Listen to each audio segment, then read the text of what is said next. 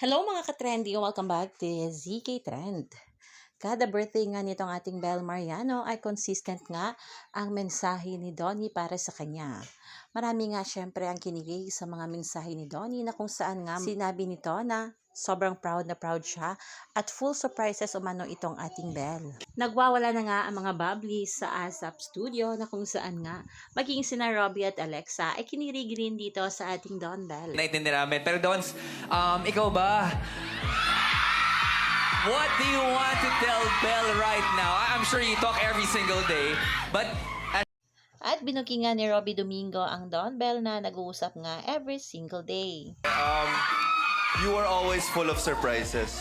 And itong taon na to, I think it's a big year for you. Not just because you have a big project coming up, but also you're moving to a new house na matagal mo ng pinlano, ng design, construction, lahat.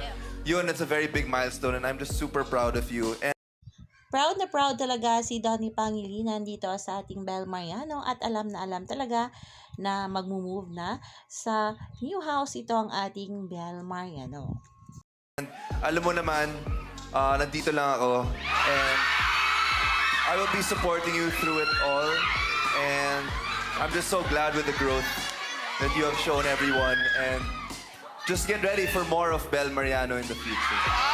Very consistent talaga itong ating Donnie magbigay nga ng birthday message kay Bel at lagi nitong sinasabi na nandyan lang siya palagi kay Bel every step of the way. Kaya naman mga bablis ay marami na nga ang hiyawan at kilig malala sa mga mensahe na ito ni Donnie.